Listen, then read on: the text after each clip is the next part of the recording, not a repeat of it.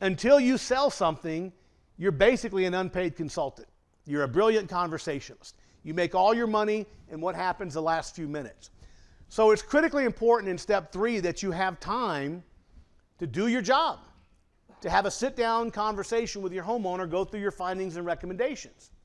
So it's really important in step 1 that you qualify that time, because the last thing in the world you want, you get down to the end, the homeowner says, I got to go pick up my kid from school.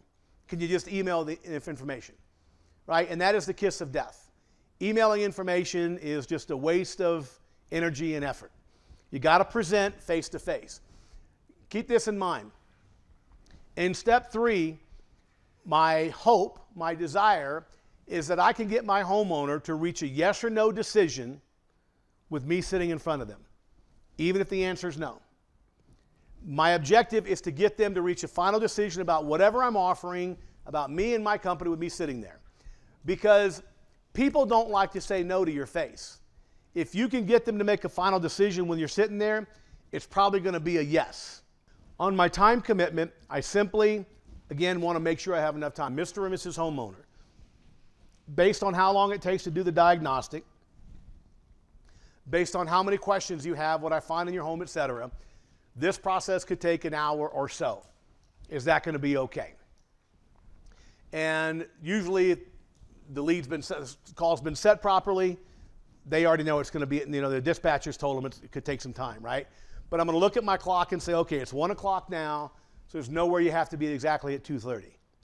I want to make sure I don't get the rug yanked out of me in step 3. You got to make sure you have your time. The other thing that's important part of that is I always say, depending on the number of questions you have. The reason I do that is because that allows my homeowner to feel in control of the process.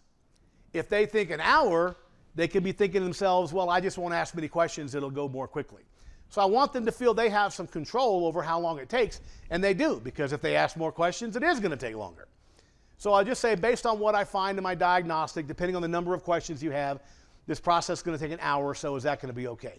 Great. So there's no place that you got to be exactly at 2:30. Perfect.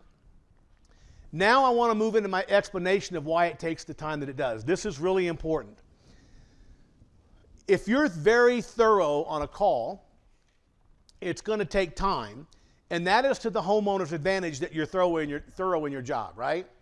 Right? The more thorough you are, the more you find out, the more accurate your recommendations are, the better off it is. If the homeowner doesn't understand why you're doing it, it can actually detract from the value that you're trying to create. Let me give you an example. I'm on a maintenance call with a guy one time out in California. Big house on the beach in Southern California, and he got a system upstairs in the attic and one in the garage.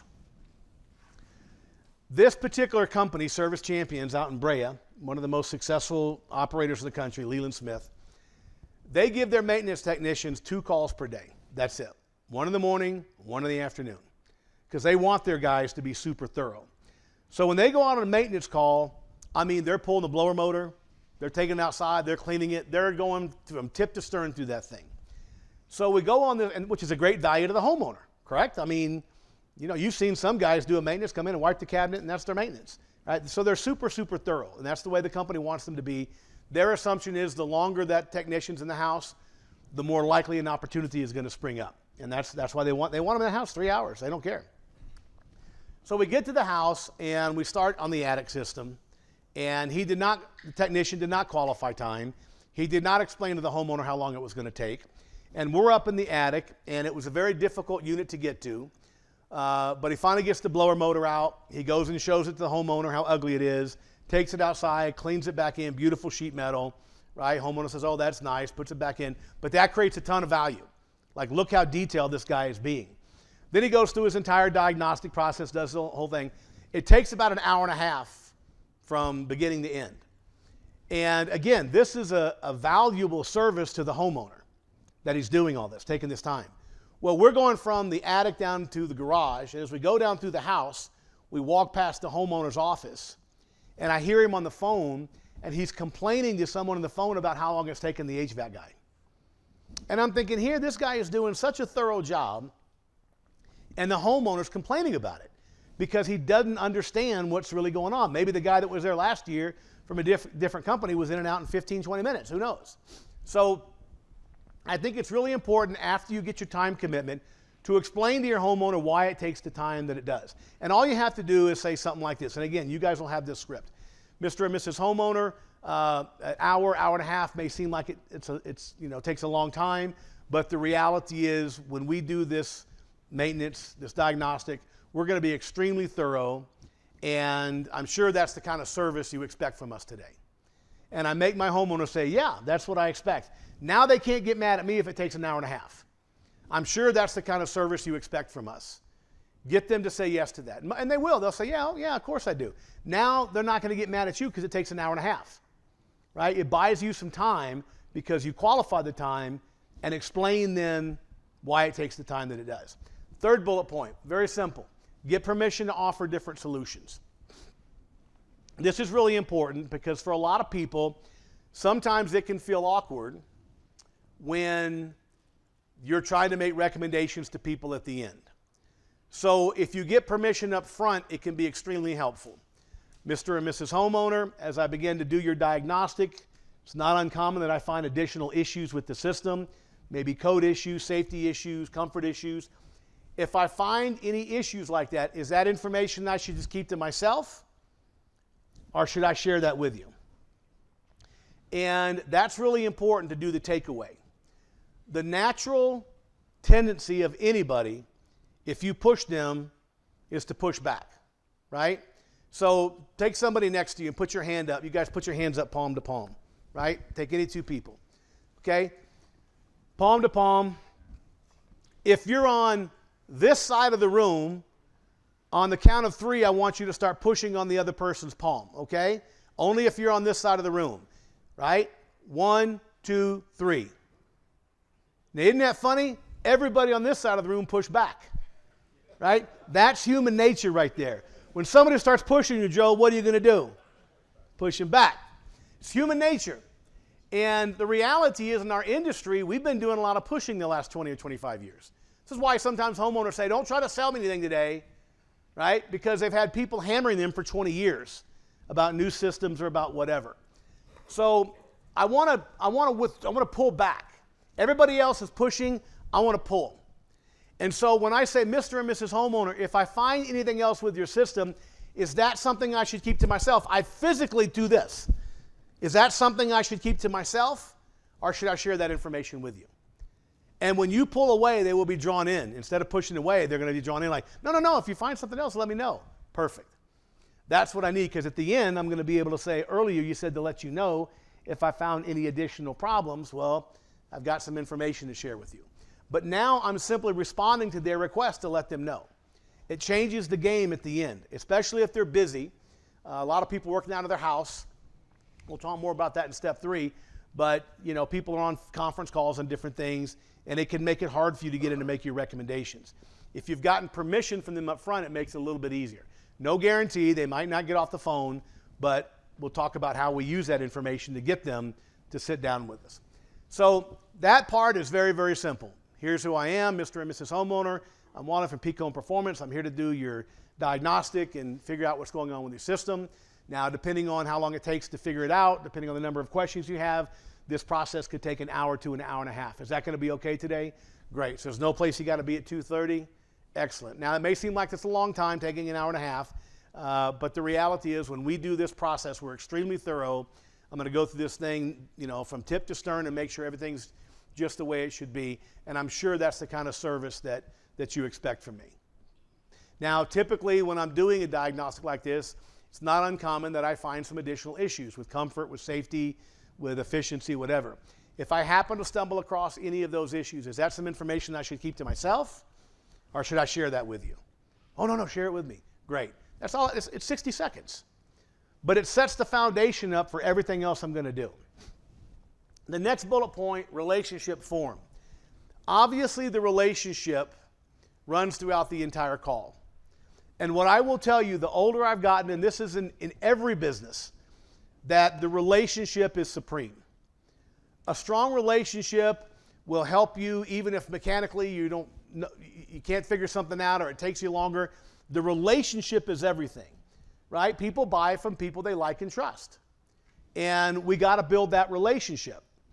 So The older I've gotten, the more I've realized how important it is. I want to give you an example, 2 examples of how important the relationship is in the communications process. You know, keeping in mind, at the end of the call, we want the homeowner to take our advice, correct? The degree to which they take our advice will depend on the level of trust. The level of trust will depend on the relationship, and the relationship will depend on the amount of time I'm willing to invest into it. Right? So investing time and energy leads to relationship, which leads to trust, which leads to them taking our advice at the end for whatever those recommendations are. So it's really, really important. And you got to remember, relationships are natural occurrences, right? And that means you can't rush it. You can't just meet somebody and say, hey, let's be best friends, right? It doesn't work that way. You meet somebody, you hang out, kind of they're cool, you play some more golf, right? Little by little, the relationship grows. You can't force relationships. It's an organic, natural phenomenon. It's kind of like if you're a corn farmer out in Kansas and you go out and start yelling at your corn to grow faster. It's not going to matter, is it? Corn grows as corn grows. Relationships take time. This is part of the reason it's important to slow down your process. Just the mere proximity around your customer will help with the relationship, just being around them longer. If I'm around you for 15 minutes versus 2 hours, I'm going to feel closer to you, more connected to you, more friendly to you, just by virtue of human nature being what it is. So let me give you a couple examples of how the relationship can influence the outcome. I'm on a tech turn call one time with a comfort advisor. The technician had already been out there, had turned the lead. There was $2,000 of repairs that had to happen on this house. It was a 25-year-old system. This young guy, about 35 years old, had just bought the house, and the system was just in dire repair. It stopped working. It was the middle of summer in Sacramento, California, and it was hotter than hell in the house, $2,000 of repairs. We walk in the living room, and the guy's wife is on the couch dying, and she's obviously very pregnant, and then there's 3 other smaller kids on the floor watching TV with mom. The situation was the guy had just bought the house. His wife was pregnant, obviously fixing to have another baby. He had just bought her a new car, just bought himself a new motorcycle. He was a sheriff's deputy, so probably making 65, 70 grand a year, whatever. And he was taxed out. Like the new house, the new baby, the new car, the new everything. And so he was like adamant against buying a new system, right? Because at some point in the conversation, obviously it turned to that. He's like, no, I just got to do the repairs. So we're outside at out in the backyard, and the condensing unit, the previous homeowner's dog had been urinating on it for probably 20 years. It was all corroded, and you guys have seen that before. And that wasn't even part of the $2 grand, replacing any of that. It was all other stuff that was going on. And so, really nice guy. We get to talking to him. Been there for an hour or so, but he's 100% leading towards doing the repairs. So whenever I see somebody kind of leaning what I think is in the wrong direction, because it would have been a waste of money for him to spend $2 grand on that system. Would have been out there a week later on something else, right? So whenever I see somebody kind of struggling, the conversation's kind of getting awkward, I've kind of asked a couple of times, and he's like, no, I just want to do the repairs. I just change the subject. I just want to get away from the stress for him and just have a conversation. So I just shifted gears, and I said, his name was Jesse. I said, Jesse, ironically, Jesse. No, excuse me, his name was Keith. The other customer was Jesse I want to tell you about. I said, Keith, I couldn't help but notice your wife's fixing to have a baby, and you got this beautiful family in there. Tell me about the kids. Because, well, I got one that's 4, one that's 6, and there was one about 12. He said, now the one that's 12 is from my previous marriage. This guy's about 35. And I said, oh, divorce. I said, I've been there. That's a tough one on kids. He goes, no, I didn't get divorced. He said, my first wife died at childbirth. And I'm doing the math. This little girl's 10 or 12. He's mid-30s. Means his wife was in her mid-20s or so, right? And I said, she died at childbirth. What? She must have been really young. He goes, yeah, she was in her 20s. And I said, holy cow, Keith. I said, that's just heartbreaking. I can't imagine what it's been like for her to grow up without a mother. I said, I kind of relate because my son's mother had died a few years earlier. Now, he was grown. He was in college when she died. But it was tough watching my kid go through that, right? He was a mama's boy. and his mom died. She was a lunatic and died of a drug overdose. And so we started talking. I said, oh, my son's mother had passed away. It was just really tough. And we start commiserating about helping your kid through a death and divorce and whatever the situation is, and trying to figure out how to handle it, not knowing what to do. And we started having a serious conversation about parenting and kids and blah, blah, blah. This goes on for like 30 minutes, right? Nothing about air conditioning. 30 minutes we go on. Finally, the conversation kind of comes to an end. And I said, well, Keith, what are we going to do? He goes, let me go talk to my wife. That was progress to me because he previously told me he was doing the repairs. Now he's going to talk to his wife. So I'm making a little bit of progress here, right? Comes back out and says, well, I talked to her. We have to just do the repairs. And when he said that, I said, oh, Keith. I said, I cannot in good conscience allow you to do that. In fact, if your final decision is to do those repairs, I'm going to call my service manager and ask him to refer you to another company. He said, why would you do that? I said, because whoever you give that $2,000 to, you're going to be really pissed at a month from now and they got to come back out. And I'm not going to have you that mad at me.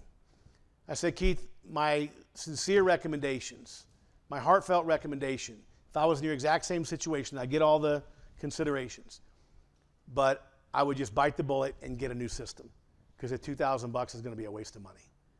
He looked down for a second, hit his vape, looked back up and says, okay, let's do a new system. Just like that, complete 180.